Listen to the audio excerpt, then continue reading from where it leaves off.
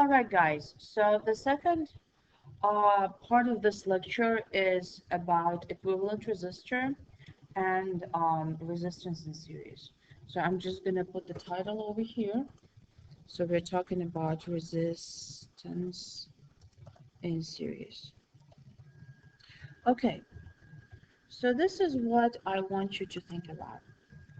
Think about our experiment that we did in the classroom when we had people clapping, as voltage, and then we had our electrons, our resistors shaking the hand of every electron.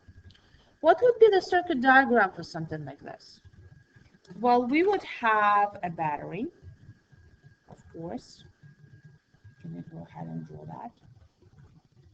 So here's my battery.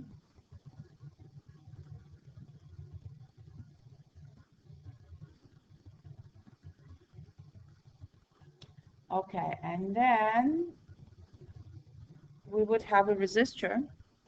That would be the first person shaking hands, right?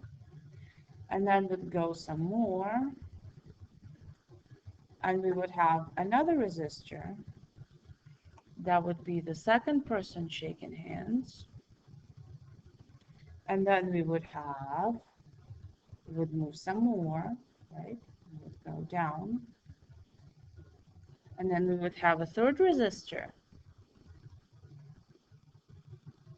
Okay, that does not look like a resistor at all. Give me 1 second.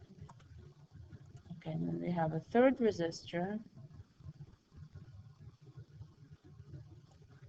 And then in the last corner, we have the fourth resistor.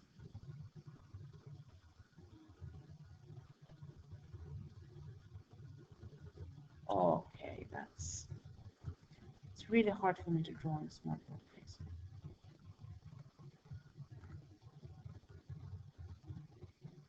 Okay, so I'm gonna close my circuit. Make sure your circuits are always closed, by the way.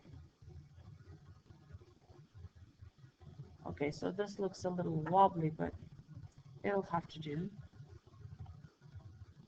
There we go. Okay, closed circuit. Okay, so we've got 3 resistors. We've got R1 right here. We've got R2, and we've got R3, and we've got R4. Now I want you to pretend that all of those resistors were shaking every single electron's hand for exactly 2 seconds. Okay? Just 2 seconds.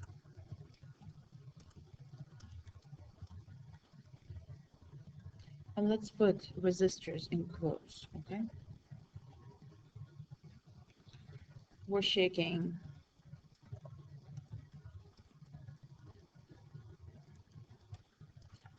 for 2 seconds.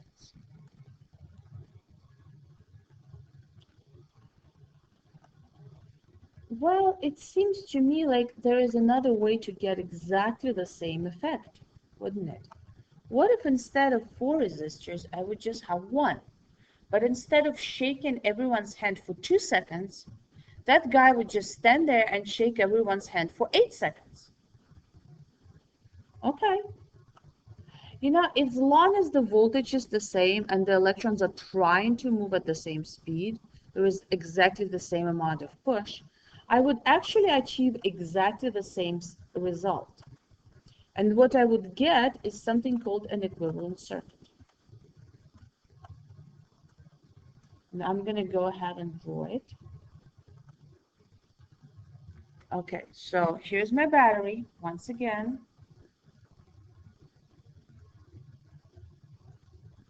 And then I'm going to go around and around and around. And now I'm going to have only 1 resistor. Now that 1 resistor is a very big resistor.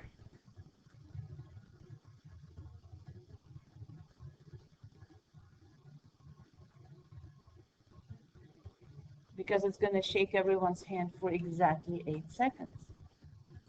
So let's label that.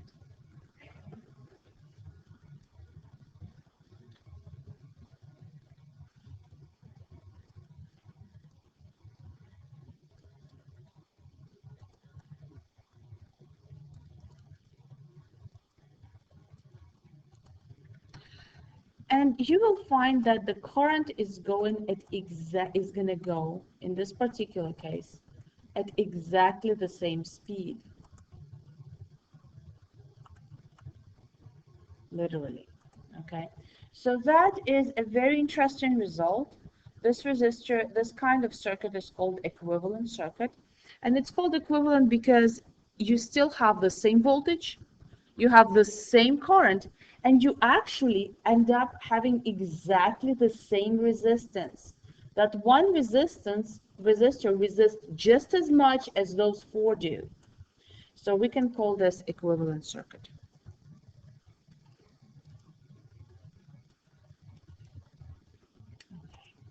Okay. All right. So this is an equivalent circuit, and this resistor over here, its value is all of these resistances added up together. So let's call this R total.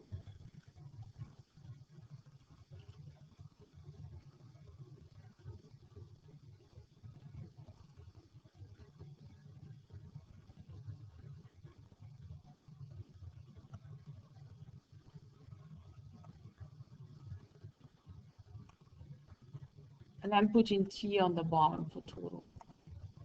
And that equals to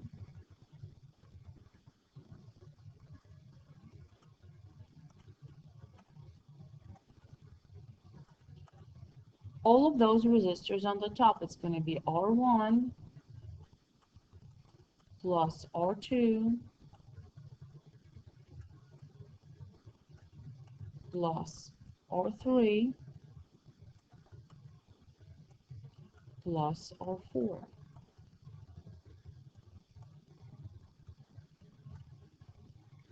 All right. Now this is really a very special case, guys, because you can't always say that in every single circuit, all of your resistances, your equivalent resistance that are total, you can't always say that it's going to be equal to the sum of them. No, no, no.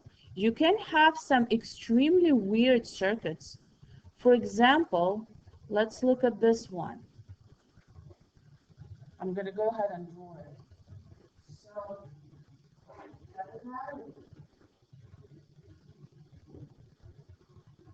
and then I've got one resistor, and then I've got another resistor, and then I've got one resistor over here, and then one resistor over here, and then I'm going to have a resistor over here, and then I'm going to have a resistor over here.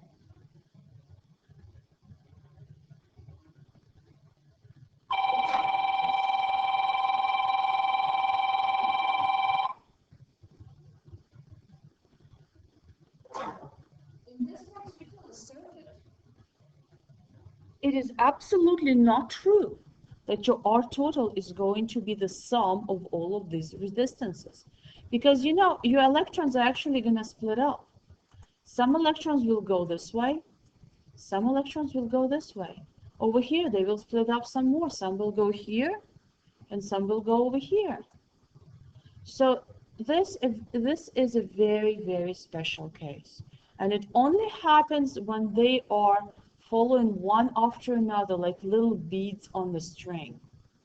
So that is called resistance in series. And we are going to do some problems using those. And I will be putting up another video with those problems on how to do those problems as well.